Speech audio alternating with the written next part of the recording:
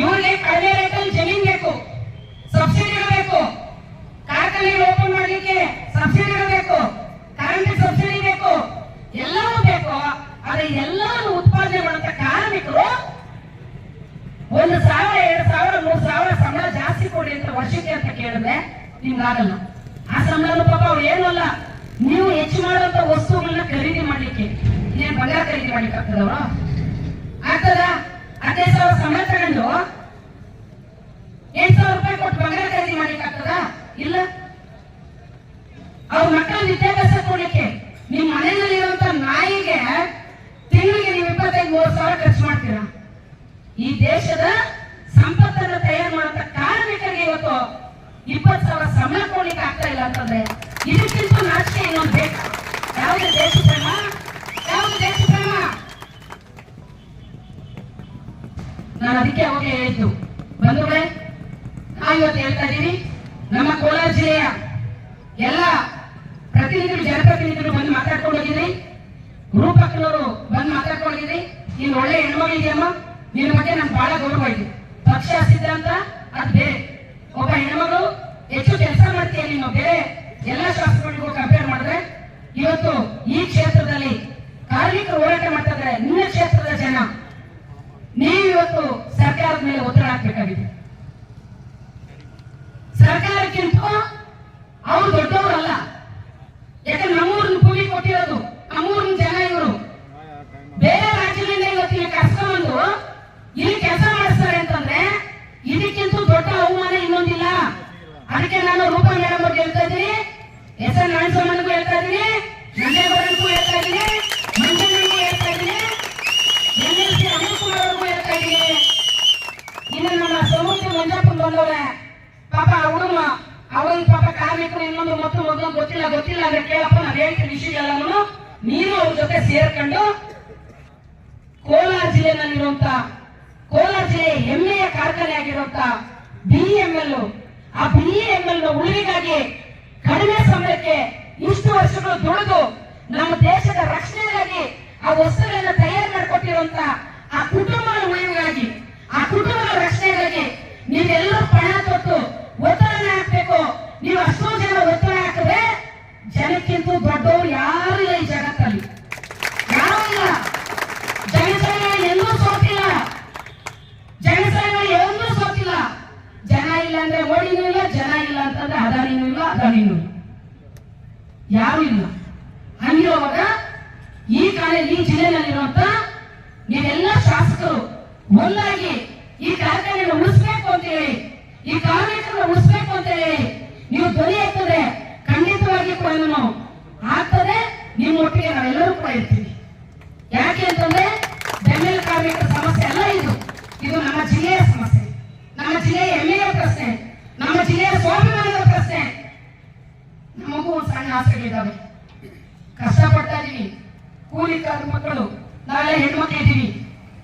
ಒಳ್ಳೆ ಗಂಡ ಸಿಕ್ಬಿಟ್ರೆ ಪರವಾಗಿಲ್ಲ, ಇಲ್ಲಿ ಬಹಳ ಜನ ಹೆಣ್ಮಕ್ಳು ಕೆಲಸ ಮಾಡ್ತಿರತ್ತೆ, ಹೆಣ್ಮಕ್ಳು ನೀವು ಇದ್ದೀರಿ. ಇವತ್ತು ವ್ಯವಸ್ಥೆ ತುಂಬಾ ಕೆಡಿಸ್ತಾ ಇದ್ದಾರೆ. ಒಳ್ಳೆ ಜವಾಬ್ದಾರಿ ಇರುವಂತ ಗಂಡ ಸಿಕ್ಬಿಟ್ರೆ ಆ ಕುಟುಂಬ ಹೆಂಗೋ ಸ್ವಲ್ಪ ಬ್ಯಾಲೆನ್ಸ್ ಆಗಿ ನಡೀತದೆ. ಇಲ್ಲ ಅಂತಂದ್ರೆ ಇವತ್ತು ನಾವು ನೋಡ್ತಾ ಇದೀವಿ 30ರಿಂದ 40% ಇವತ್ತು ಮನೆಗಳಲ್ಲಿ ಜವಾಬ್ದಾರಿಯಿಂದ ನಡ್ಕೊಳ್ಳುವಂತ ವ್ಯವಸ್ಥೆ ಇಲ್ಲ. ಅದರಲ್ಲಿ ಇವತ್ತು ಯುವಕರಿಲ್ಲ, ಯಾರನ್ನೋ ಒಬ್ರನ್ನ ಕೊಟ್ಟು ಮದುವೆ ಮಾಡ್ತಾರೆ, ಮದುವೆ ಮಾಡ್ಕೊಂತೀವಿ, ಮಕ್ಕಳು ನಡೀತೀವಿ. ಆ ಮಕ್ಕಳು ಹುಟ್ಟಿದಾಗ ಅದರಲ್ಲೂ ಗಂಡು ಮಕ್ಳು ಬಿಟ್ಬಿಟ್ರೆ, ಎಲ್ಲೋ ಗಂಡು ಮಗು ಬಿಟ್ಬಿಟ್ರೆ ಒಂದಪ್ಪ ನಾಳೆ ನಮ್ಮನ್ನ ಎಲ್ಲೋ ಅಂತ ಹೋಗಿ ದುಡ್ದು ಮಾಡಿ ಏನೋ ಸಾಕ್ತಾನೆ ಅಂತ ಹೇಳಿ ITI ಇಂಜಿನಿಯರಿಂಗ್ ಡಿಪ್ಲೊಮಾನೋ ಎಲ್ಲ ಮಾಡ್ತೀವಿ, BE ಬಿಡ್ತೀವಿ. ಇವತ್ತು ಅವ್ರ ಕೆಲಸಗಳಿಲ್ಲ. ಈ ಚುನಾವಣೆಗಳು ಅವು ಇವು ಬಂದು ಎಲ್ಲ ಪಂಡ ಕುಡಿಯೋದು ಮಾಡೋದು ಗುಟ್ಕ ನಟ್ಕ ಎಲ್ಲ ಕಲ್ಕೊಂಡು ಇವತ್ತು ಆ ಮಕ್ಕಳು ಎಲ್ಲ ಇದ್ದಾರೆ ಅಂತಂದ್ರೆ, ಈ ಕೋಳಿ ಮರಿ ಮಾಡ್ಲಿಕ್ಕೆ ನಾವು ಮೊಟ್ಟೆ ಹಾಕ್ತಿವಿ ಕಾವ್ಗೆ, 21 ದಿನ ಆದ್ಮೇಲೆ ಮರಿ ಮಾಡ್ತದೆ. 21 ಮೊಟ್ಟೆ ಮರಿ ಮಾಡ್ಬಿಟ್ಟಿದೆ ಅಂತ ಖುಷಿಯಾಗಿ ಈಚೆ ಬಿಡ್ತೀವಿ, ಮೇಲ್ಗಡೆಯಿಂದ ಕಾಗೆಲ್ಲ ಅದು ಬಂದು ಆ ಮರಿ ಹೊತ್ಕೊಂಡು ಹೋಗ್ಬಿಡ್ತದೆ. ಹಂಗೆ ಇವತ್ತು ನಮ್ಮ ಮಕ್ಕಳು ಬದುಕು ಹಾಳಾಗ್ತಾ ಇದೆ. ಆ ಬದುಕು ಹಾಳಾಗ್ಲಿಕ್ಕೆ ಏನ್ ಕಾರಣ ಅಂತಂದ್ರೆ ಉದ್ಯೋಗಗಳಿಂದ ಇರುವಂತದ್ದು, ಅವ್ರ ಸಮಯ ಇದೆ ಇರುವಂತದ್ದು. ಅದಕ್ಕೋಸ್ಕರಾಗಿ ಇವತ್ತು ಈ ಕಾರ್ಖಾನೆಗಳು ಉಳಿಬೇಕಾಗಿದೆ, ಕಾರ್ಮಿಕರು ಉಳಿಬೇಕಾಗಿದೆ. ಆ ಉಳಿಸುವಂತ ಕೆಲಸನ ಇಲ್ಲಿರುವಂತ ಜನಪ್ರತಿನಿಧಿಗಳು ನಿಜವಾಗ್ಲೂ ಕೂಡ ಜವಾಬ್ದಾರಿ ಇದೆ. ಎರಡನೇದು, ಮಹೇಶ್ ಬಾಬು ಅವರು ವ್ಯಕ್ತಿಗತವಾಗಿ ನೀವು ಒಳ್ಳೆ ರಾಜಕೀಯವಾಗಿ ಬೇರೆ ಏನೇ ಇರಲಿ, ನಿಮಗೆ ನಿಜವಾಗ್ಲೂ ಕೂಡ ಆತರ ಇದ್ರೆ, ನಾನು ಮೊನ್ನೆ ಯಾವುದೋ ಒಂದು ಕಾರ್ಯಕ್ರಮದಲ್ಲಿ ನಾವು ಹೋದಂತ ಸಂದರ್ಭದಲ್ಲಿ ದಲಿತ ಇಂಡಸ್ಟ್ರಿಯಲಿಸ್ಟ್ಗಳದ್ದು ಒಂದು ಸಭೆ, ಅದಕ್ಕೆ ಸಂಬಂಧಪಟ್ಟಂತ ಕಾಯ್ದೆಗಳು ಸಂಬಂಧಪಟ್ಟಂಗೆ ರಾಜ್ಯ ಇಂಡಸ್ಟ್ರಿಯಲಿಸ್ಟ್ ಮಿನಿಸ್ಟರ್ ಪಾಟೀಲ್ ಅವರು ಮತ್ತು ಇವರು ಶೋಭಾ ಕರಂದ್ಲಾಜೆ ಮೇಡಮ್ ಅನ್ನು ಕೂಡ ಕರೆಸಿದ್ರು. ಮಲ್ಲೇಶ್ ಬಾಬು ಸರ್ ಅವ್ರು ಬಂದಿದ್ರು. ಅವತ್ತೊಂದು ಚರ್ಚೆ ಆಗುವಾಗ ನಾನು ಹೇಳ್ತಿದ್ದೆ, ಮೇಡಮ್ ಅವ್ರಿಗೆ ಒಂದೇ ದೇಶ ಇರಬೇಕು, ಒಂದೇ ಓಟ್ ಇರಬೇಕು, ಒಂದೇ ನೇಷನ್ ಇರ್ಬೇಕು ಎಲ್ಲ ಹೇಳ್ತೀರಿ ಮೇಡಮ್. ಹಂಗೆ ಇಡೀ ದೇಶದಲ್ಲಿ ಪ್ರಧಾನ ಮಂತ್ರಿಯಿಂದ ಹಿಡಿದು ಕೂಲಿ ಮಾಡೋನವರೆಗೂ ಒಂದೇ ಸಂಬಳ ಇರ್ಬೇಕು ಅನ್ನೋದನ್ನ ಮಾಡ್ರಿ ಅಂತ ಹೇಳಿದೆ. ಅಲ್ವಾ? ಹೌದಲ್ವಾ? ಶೋಭಾ ಕನ್ಕೋಪ ನರೇಂದ್ರನ ಮಕ್ಕಳಿಗೆ ಇರ್ಬೋದು, ಆದ್ರೆ ಡಿಸಿಗೂ ಹೆಂಡತಿ ಮಕ್ಳು ಇರ್ತಾರೆ, ಇಲ್ಲಿ ಕೂಲಿ ಮಾಡೋಂಥವನಿಗೂ ಹೆಂಡತಿ ಮಕ್ಳು ಇರ್ತಾರೆ. ಎಲ್ಲರೂ ದುಡಿಯೋದು ಏನಕ್ಕೆ? ಮಕ್ಕಳ ವಿದ್ಯಾಭ್ಯಾಸ ಮಾಡಿಸ್ಬೇಕು, ಕುಟುಂಬ ಚೆನ್ನಾಗಿರ್ಬೇಕು, ಊಟ ತಿನ್ಬೇಕು, ಬಟ್ಟೆ ಹಾಕ್ಬೇಕು, ಅಷ್ಟೇ. ಅದಕ್ಕಿಂತ ಮೇಸ್ತಿ ಏನ್ ಬೇಕು? ನಿಮ್ಗೇನೇನೋ ಬೇಕು, ಹೌದಲ್ಲ? ಆದ್ರೆ ವಾಸ್ತವವಾಗಿ ಮನುಷ್ಯನಿಗೆ ಬೇಕಾಗಿರೋದು ಇಷ್ಟೇ. ಯಾರ್ಯಾರೋ ಹಿಂದೆ ಯಾವನವನು ಬಾತ್ರೂಮ್ ಅಲ್ಲಿ ಇದೆ ಯಾವ್ದು ಬಂಗಾರ ಬಕೆಟ್ ಇಟ್ಕೊಂಡಿದ್ನಂತೆ, ಯಾವ ಬಕೆಟ್ ಆಗೋದ್ರು ನೀರೇ ಹಾಕೊಳ್ಳೋದು, ಹೌದಲ್ಲ? ಆದ್ರೆ ಬಕೆಟ್ಗಳು ನೀನ್ ಬೇಕಾದ್ರೆ ಕಲರ್ ಬಕೆಟ್ಗೆ ಇಟ್ಕೋಬಹುದು. ಅನ್ನ ಮಾತ್ರ ಒಂದೇ ತಿನ್ಬೇಕು, ಕೂಲಿ ಮಾಡೋನು ಒಂದೇ, ನೀನ್ ಬಂಗಾರ ಬಕೆಟ್ ಹಾಕಿ ತೊಳ್ಕೊಳ್ಳೋನು ಒಂದೇ, ಹೌದಲ್ಲ? ಅನ್ನನೇ ತಿನ್ಬೇಕು, ಚಪಾತಿನೇ ತಿನ್ಬೇಕು, ಮುದ್ದೆನೇ ತಿನ್ಬೇಕು. ಇಷ್ಟಂದ್ರೆ ನಾವು ಕೇಳ್ತಾ ಇರೋಂಥದ್ದು. ನೀವು ಒಂದ್ ನೇಷನ್, ಒಂದು ಓಟು, ಒಂದು ದೇಶ, ಒಂದೇ ಇರಬೇಕು ಅಂತ ಹೇಳೋದಾದ್ರೆ ಈ ದೇಶದಲ್ಲಿರುವಂತ ಎಲ್ಲ ದುಡಿಯುವಂತ ಜನರಿಗೂ ಒಂದೇ ಇನ್ಕಮ್ ಇರಬೇಕು ಅಂತ ಹೇಳಿ ತೀರ್ಮಾನ ಮಾಡಿ ನೋಡ್ರಿ. ಅವಾಗ ನಿಜವಾಗಿ ದೇಶ ಪ್ರೇಮಿಗಳು ನೀವು, ನಾವೆಲ್ಲರೂ ನಿಮ್ ಜೊತೆ ಬರ್ತೀವಿ, ನಾವೆಲ್ಲರೂ ನಿಮ್ ಜೊತೆ ಬರ್ತೀವಿ. ನಾವು ಬಲೋ ಬಳತ್ ಮತ್ತೆ ಜೈ ಅಂತೀವಿ, ನೀವು ಶ್ರೀರಾಮನ್ ಜೈ ಅಂದ್ರೆ ನಾವು ಅಂದ್ಬಿಡ್ತೀವಿ.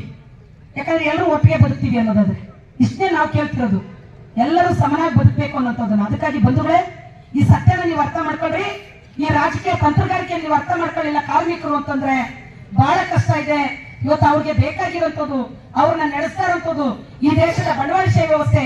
ಈ ದೇಶದ ಬಂಡವಾಳಶಾಹಿ ವ್ಯವಸ್ಥೆಗೆ ಪಾಠ ಕಲಿಸ್ಬೇಕು ಅಂತಂದ್ರೆ ಈ ಮಣ್ಣು, ಈ ಕೆಜಿಎಫ್ ನ ಮಣ್ಣು ಇತಿಹಾಸ ಇರುವಂತ ಮಣ್ಣು, ಇತಿಹಾಸವನ್ನ ಸೃಷ್ಟಿ ಮಾಡಿರುವಂತ ಮಣ್ಣು.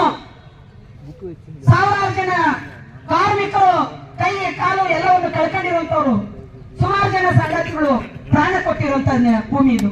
ಹಾಗಾಗಿ ನೀವು ಯಾರು ಹೆದರ್ಬೇಕಾಗಿಲ್ಲ, ನೀವು ಹೋರಾಟನ ಕೈ ಬಿಡಬೇಡ್ರಿ. ಇವತ್ತು ನಿಮ್ಮ ಬೇಡಿಕೆ ನೀಡೋದ ತನಕ ನೀವು ಹೋರಾಟ ಮುಂದುವರಿಸ್ರಿ, ನಿಮ್ಮೊಟ್ಟಿಗೆ ನಾವು ಇರ್ತೇವೆ. ಜೊತೆಗೆ ಇವತ್ತು ಇಲ್ಲಿನ ಜನಪ್ರತಿನಿಧಿಗಳು ಕೂಡ ಒತ್ತಡ ಹಾಕೋಣ, ಅವರು ಕೂಡ ಪಾಸಿಟಿವ್ ಆಗಿದ್ದಾರೆ. ಇನ್ನೂ ಒಂದಷ್ಟು ಸೀರಿಯಸ್ ಆಗಿ ನೀವು ಮಾತಾಡ್ರಪ್ಪ, ಒತ್ತಡ ಹಾಕ್ರಿ ಅನ್ನೋ ರೀತಿಗೆ ನಾವು ಆರ್ಗನೈಸ್ ಮಾಡಬೇಕಾಗ್ತದೆ. ನಾಳೆ ಇಡೀ ಕುಟುಂಬದ, ನಮ್ಮ ಕುಟುಂಬಗಳಲ್ಲಿರುವಂತ ಮಕ್ಕಳು, ಮರಿ, ಹೆಂಡತಿ, ಮಕ್ಕಳು ಎಲ್ಲರೂ ಬರಂಗ ಆಗ್ಬೇಕು. ಆ ಲೆವೆಲ್ಗೆ ಹೋದ್ರು ಕೂಡ ಹೋರಾಟಕ್ಕೆ ನೀವು ಧೈರ್ಯವಾಗಿರ್ರಿ, ಹೆದರಬೇಡ್ರಿ. ಇವತ್ತು ನೀವೆಲ್ಲರೂ ಕೂಡ ಸೈನಿಕರು. ಬರೀ ನಿಮ್ಮ ಕುಟುಂಬದ ಪ್ರಶ್ನೆ ಅಷ್ಟೇ ಅಲ್ಲ, ಇದು ಇನ್ನೂ ಒಂದು ತರಂತರಕ್ಕೆ ಇದು ಮುಂದುವರಿಯುವಂತ ಪ್ರಶ್ನೆ. ಆ ನಿಟ್ಟಿನಲ್ಲಿ ನೀವು ಹೋರಾಟ ಮುಂದುವರಿಸಿದ್ರೆ ಅವ್ರು ಎಷ್ಟು ದಿನ ಗುಜರಾತಿಂದ ಕರ್ಕೊಂಬರ್ತಾರೋ, ಉತ್ತರ ಪ್ರದೇಶದಿಂದ ಕರ್ಕೊಂಬರ್ತಾರೋ ನೋಡ್ರಿ. ಅದೆಷ್ಟು ದಿನ ಕರ್ಕೊಂಬರ್ತಾರೋ ನೋಡೋಣ. ಎಷ್ಟು ಜನರನ್ನ ಅವರು ಬೇರೆ ಬೇರೆ ರಾಜ್ಯಗಳಿಂದ ಕರ್ಕೊಂಡು ಕೆಲಸ ಮಾಡಿಸ್ತಾರೋ ಅಂತೇಳಿ ನಾವು ನೋಡಕ್ಕೆ ಶುರು ಮಾಡೋಣ. ಖಂಡಿತವಾಗಿ ನಾವು ಮಹಿಳಾ ಸಂಘಟನೆ ಇಡೀ ಹಳ್ಳಿಗಳಲ್ಲಿರುವಂತ ಎಲ್ಲ ಹೆಣ್ಣುಮಕ್ಕಳ ಮಧ್ಯೆ ನಾವು ಮಾತಾಡಿ ನಿಮ್ಮ ಕಮಿಟಿ, ನಿಮ್ಮ ಸಂಘಟನೆ ತೀರ್ಮಾನ ಮಾಡ್ತು ಅಂತಂದ್ರೆ ನಾವು ನಿಮ್ಮೊಟ್ಟಿಗೆ ಬೆಂಬಲವಾಗಿ ನಿಲ್ತೀವಿ.